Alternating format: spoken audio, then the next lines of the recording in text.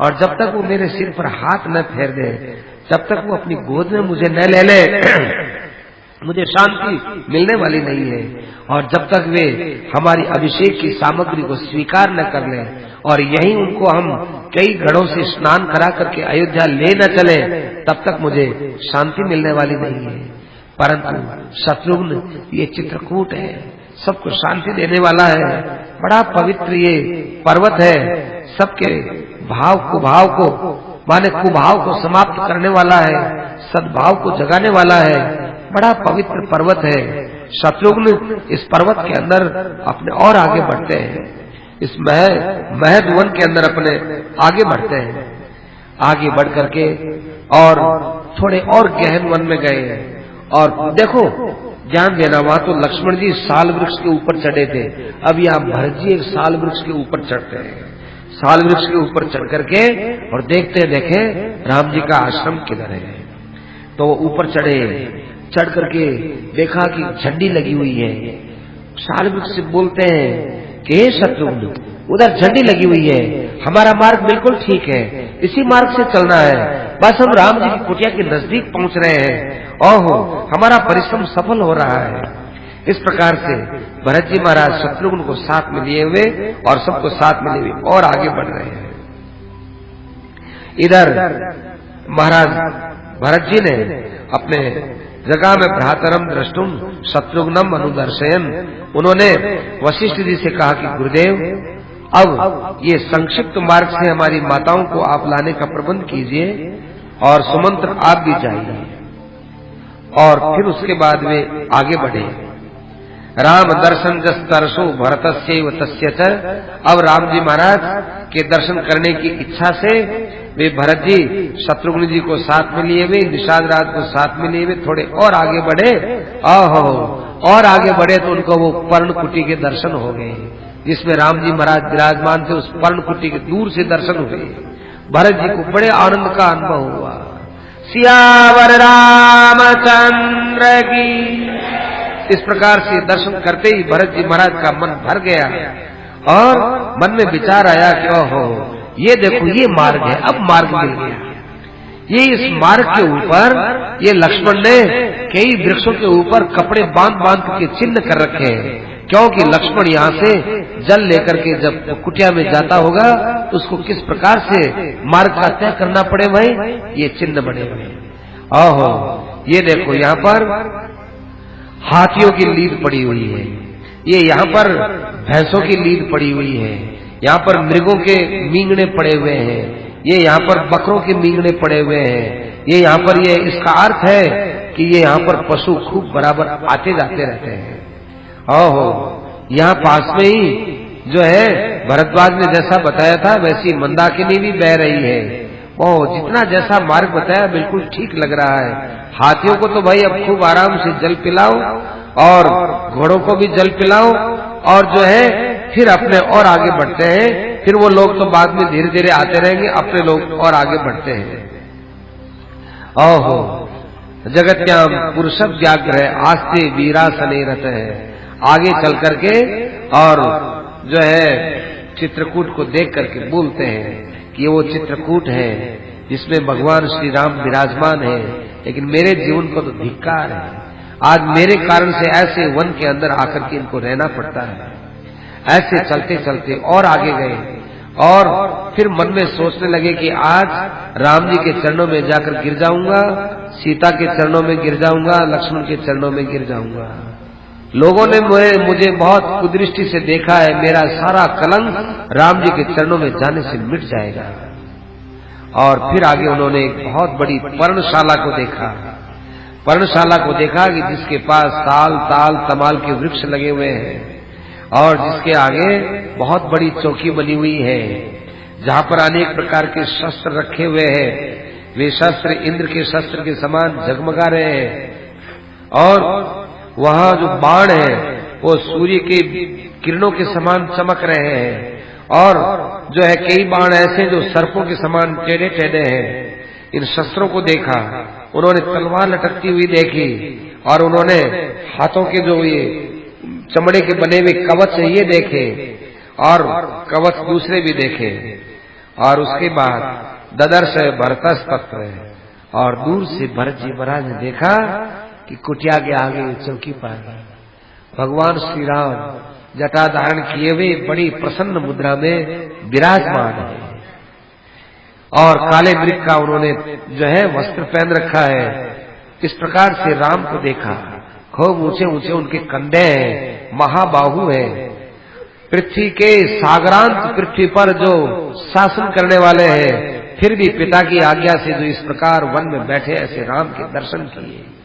दर्शन करके वो वहां पर जोर जोर से विलाप करने लगे कि हे राम, आप तो बड़े गुणवानों की सभा में बैठ करके बात कहने वाले थे, वो आज पशुओं के इस बीच के अंदर आप विराजमान हो।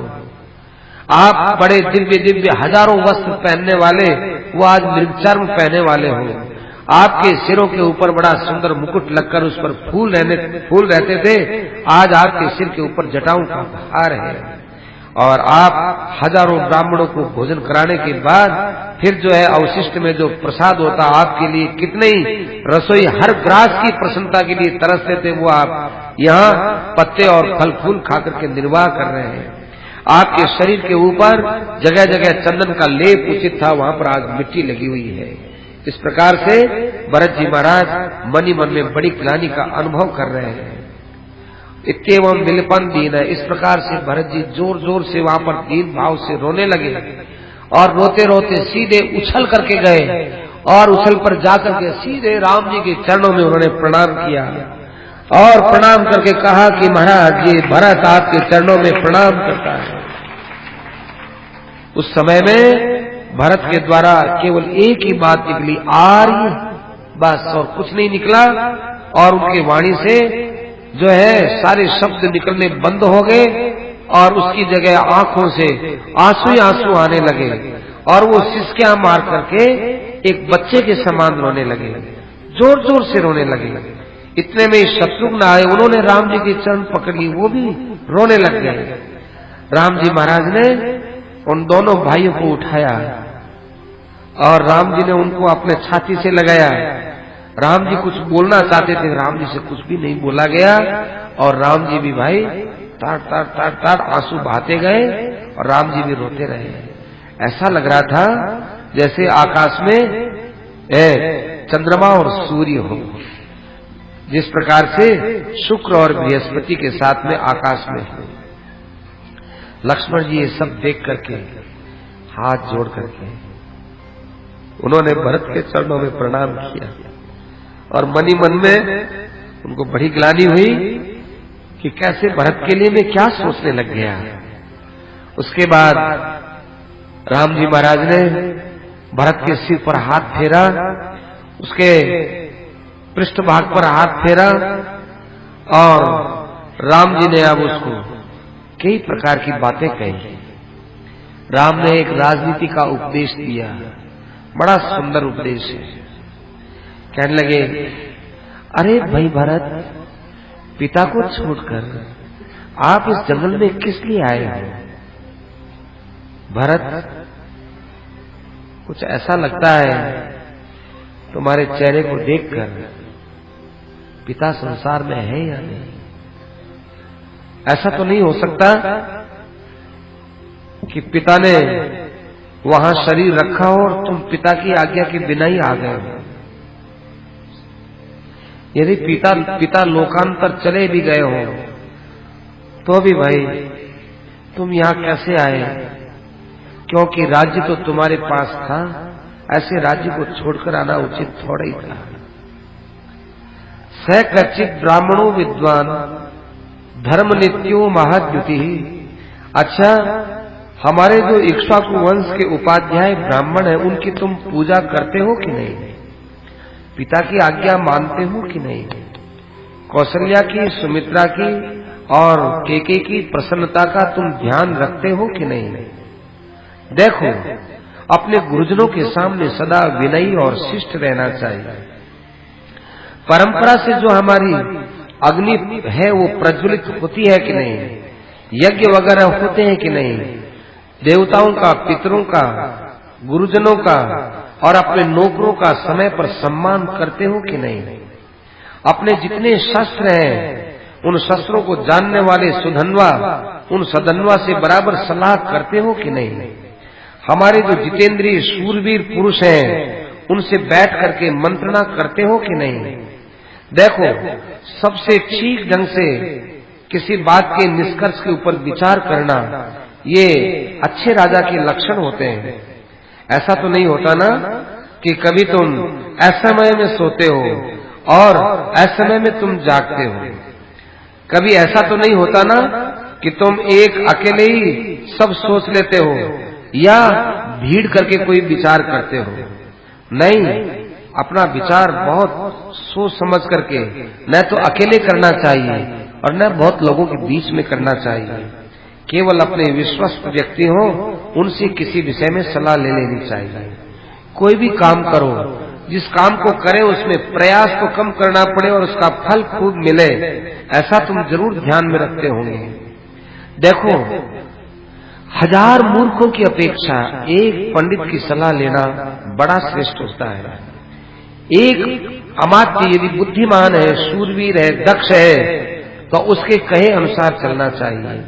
यदि कोई यह कहे कि हम 1000 आदमी इस बात का समर्थन करते हैं, पर ये तो देखो कि कहने वाले मूर्ख हैं कि कैसे हैं, अपठित हैं, मूर्ख हैं, जो इस विषय को जानते नहीं हैं, लेकिन केवल संख्या का बल दिखाते हैं, उनकी बात नहीं माननी चाहिए। विद्वानों की, समझदारों की बात माननी चाहिए। अच्छा, और जो व्यक्ति श्रेष्ठ है उनको श्रेष्ठ जगह पर तुम बैठाते हो कि नहीं? जिस राष्ट्र के अंदर मंत्रियों का आदर होता है वो राष्ट्र सदा ही उन्नत होता रहता है। यहाँ कोई मांगने वाले आते हो, उन मांगने वालों को तुम उदारता पूर्वक देते हो कि नहीं? और जो सब प्रकार का उपाय जानने वाला है, शूरवीर है और जो है हमारे सेवा के अंदर किसी प्रकार की कमी नहीं रखता है, उनको समय समय पर पारिश्रमिक देते हो कि नहीं? बलवान और युद्ध निष्णात जो है सैनिक, उनका भी सत्कृत्य मान्यता, उनका सत्कार करके उनका सम्मान होना चाहिए।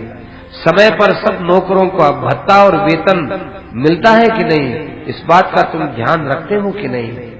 देखो, कभी किसी व्यक्ति को समय पर वेतन और भत्ता नहीं दोगे तो उस समय बड़ा भारी अनर्थ हो जाने की संभावना है, क्योंकि उनके द्वारा जब विपरीत भावना पैदा हो जाएगी राजा के, तो वे राजा के प्रतिकूल कार्य करेंगे, जिसका असर प्रजा पर पड़ता है और प्रजा का कोप फिर राजा को भोगना पड़ता है।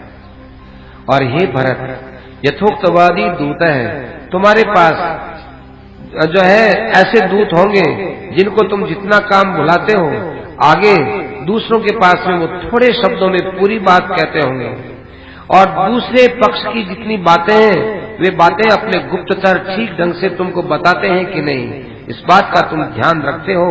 जरूर रखते होगे। नहीं रखते हो तो रखना चाहिए। धर्मशास्त्रेषु मुख्येषु विद्यमानेषु दुर्बुधा। देखो, धर्मशास्त्र के विपरीत जो लोग अपनी बुद्धि की बात सोचते हैं वो बिल्कुल जो है उल्टी पुल्टी बात सोचते हैं। हमारी अयोध्या के अंदर हमारे पूर्वजों ने बड़ी अच्छी नीतियां बना रखी हैं। हमारे अमात्य लोग बड़े जितेंद्रिय हैं, कभी भी किसी प्रकार लोभ में आकर अन्याय का काम करने वाले नहीं हैं। वे हमारी अयोध्या की सदा रक्षा करते हैं, तभी तो हमारे यहाँ बराबर उत्सव वगैरह होते आए हैं। यहाँ कभी हिंसा आदि नहीं होती है। यहाँ हमारे जो जनपद है वो अदेव मातृ के माने सिंचाई के साधनों से संपन्न है। क्या वो जनपद तुम बराबर जो है संभालते रहते हो कि नहीं? और किसी को अपने छिपी हुई बात देखो, तुम अपने स्त्रियों से सब बात तो नहीं कहते हो, सब बात नहीं कहनी चाहिए। कई बातें ऐसी हैं कि जो स्त्रियों से छिपा करके रखनी चाहिए, वो तुम गुप्त बात उनसे नहीं कहते हो ना, तो ठीक है। और अपने यहाँ राज्य के अंदर समय समय पर मनोरंजन के साधन जनता के सामने रखते हो कि नहीं? जरूर रखना चाहिए। और जितना आय होता है उससे कम व्यय होना चाहिए। यदि हमारा व्यय ज्यादा होगा, आय कम होगी, तो हमारा कोष घटते कोई समय नहीं लगेगा। और यदि हमारी आय ज्यादा है और व्यय हम सोच समझ के थोड़ा करते हैं तो हमारे कोष में कोई क्षति होने वाली नहीं है। हमारे जो मित्र वर्ग है, उन मित्र वर्ग के अंदर आप उदारता पूर्वक धन का खर्च करते हैं कि नहीं, इस बात को आप ध्यान रखते हैं कि नहीं। और नास्तिकता है, झूठ बोलना है, क्रोध है, प्रमाद है, दीर्घ सूत्रिता है, और ज्ञानियों से न मिलना है, और जो है आलस्य है, और पांचों विषयों के अधीन रहना है, एकांत चिंतन है, अनर्थों में अर्थ देखना है, और निश्चित किए हुए कार्य को प्रारंभ न करना है, मंत्रियों अपने मंत्र की रक्षा न करना, माने गुप्त मंत्र को प्रकट कर देना, और मंगल कार्य को चालू न करना, और एक साथ सब शत्रुओं के ऊपर युद्ध कर देना, ये 14 राजा के प्रधान दोष हैं। इन दोषों से तुम अपने को बचाते हो कि नहीं। और भाई यात्रा, दंड, विधान, ये सब तुम ठीक ढंग से करते हो कि नहीं। मंत्री लोग किसी लालच में आकर किसी प्रकार से कोई प्रजा के अंदर अन्याय तो नहीं करते हैं। और तुम्हारे वेद सफल है कि नहीं, क्रियाएं सफल है कि नहीं, और तुम्हारा सुनना हुआ सफल है कि नहीं, इस बात पर तुम विचार करते हो कि नहीं। याम याम वृत्तिम वर्तते तातु याम च न पितामह, जिस वृत्ति का हमारे पूर्वजों ने पालन किया और पिता ने पालन किया, तुमने उसको छोड़ा तो नहीं है ना। कभी अपने घर के अंदर अच्छा भोजन बनता है, क्या तुम अकेले तो नहीं खाते हो ना, अपने सब मित्रों को और सबको बुलाकर भोजन करते हो ना। इस बात का तुम पूरा ध्यान रखते हो कि नहीं। ऐसा जो ध्यान में रखने वाला होता है, वो वास्तव में मरने के बाद भी स्वर्ग में राज्य ही किया करता है। ऐसी लंबी चौड़ी राजनीति की बात उन्होंने कही। भरत जी महाराज ने राम जी की प्रत्येक बात को सुना और सुनकर के कहा कि महाराज, ये इतनी सी बातें मुझे याद करने की जरूरत भी तो नहीं है, क्योंकि मेरा राज्य से कोई संबंध भी नहीं है। आप जिस निमित्त यहाँ आए हो, ये राज्य तो महाराज आप ही का है। अब ये सारे राजनीति के जो उपदेश है, ये हमारे पर लागू नहीं होते, ये तो आप पर ही लागू होते हैं। हे आर्य पुत्र, हमारे पिता स्वर्ग चले गए, जाते जाते उन्होंने आपका स्मरण किया, लक्ष्मण का स्मरण किया और सीता का स्मरण किया। कैकेयी ने जब इस प्रकार से उनको वरदान के अंदर आबद्ध कर लिया था, तब से उनकी स्थिति बिगड़ती चली गई थी। सा राज्य फलम अप्राप्य, देखो मुझे बड़ा आश्चर्य है कि मेरी माँ राज्य को भी प्राप्त नहीं कर सकी, विधवा भी हो गई और शोक से कर्षित रह रही है, और मरने के बाद ये नरक में भी जाएगी। किसी प्रकार से कैकेयी को कोई लाभ नहीं हुआ। मैं तो महाराज आपका दास हूं, स्पष्ट ज्यादा मुझे कहना आता नहीं है।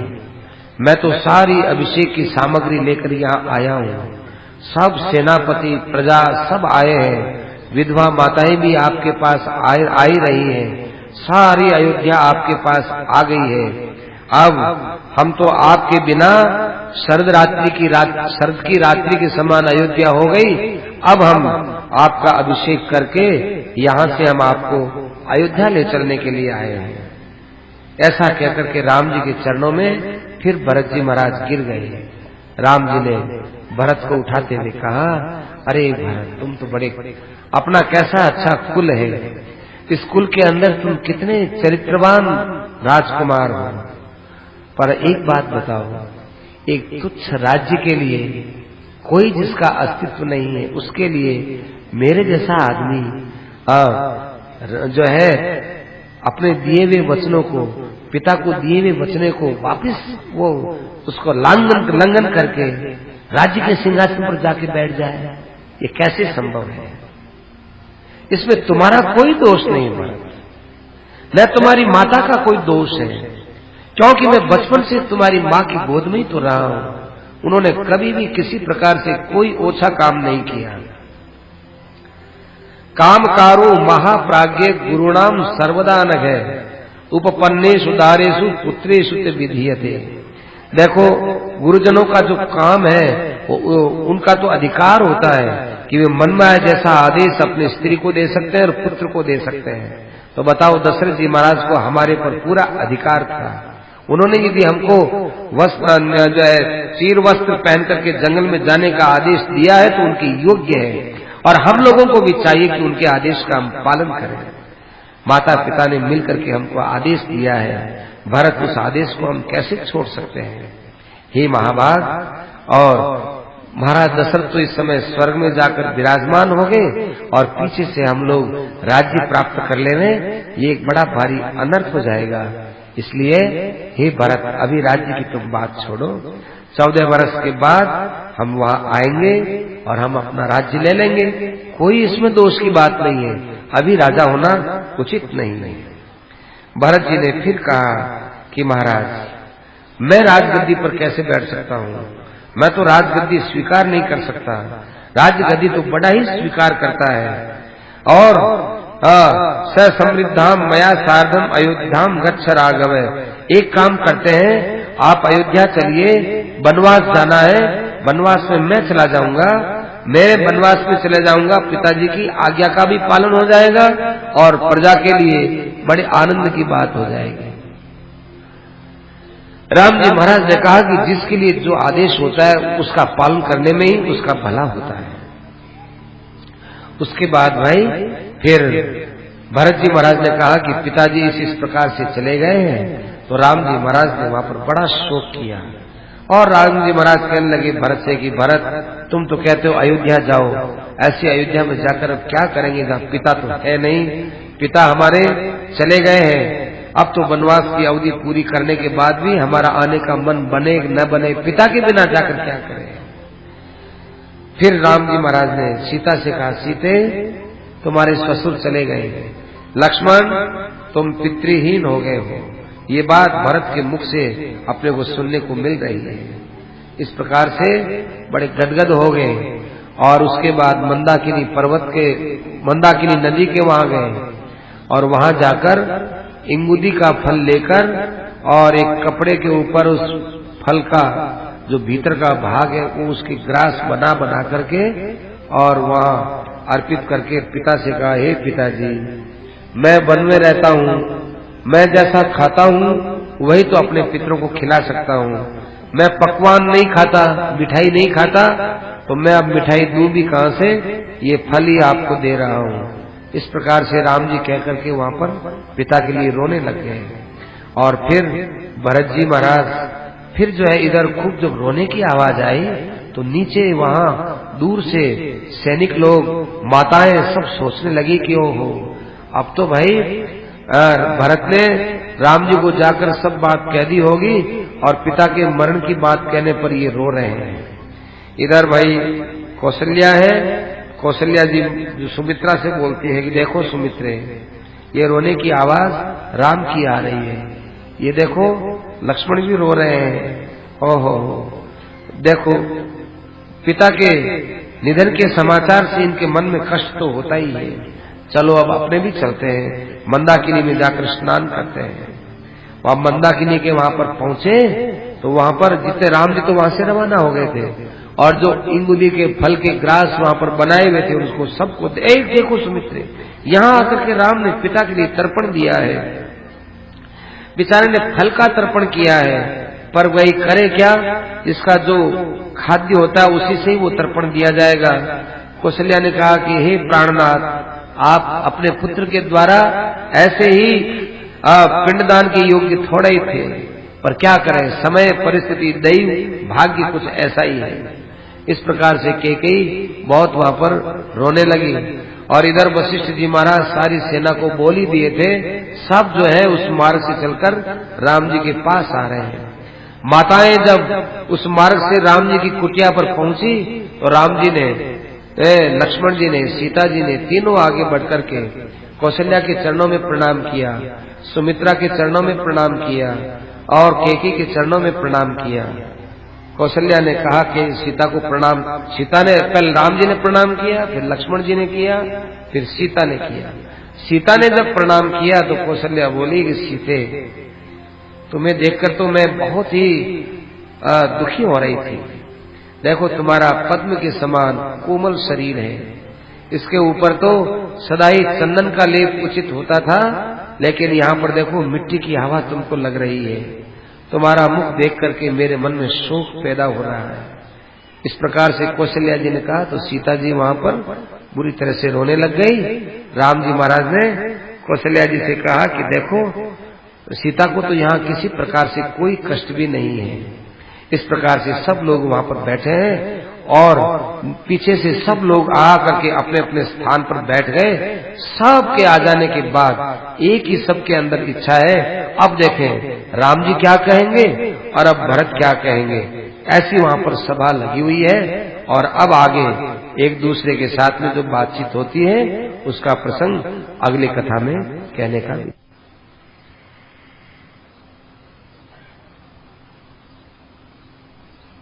राम भरत के मिलन के साथ चित्रकूट उपाख्यान को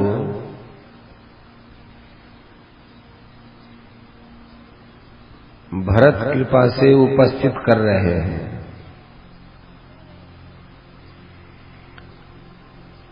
वाल्मीकि रामायण में चित्रकूट का प्रसंग है।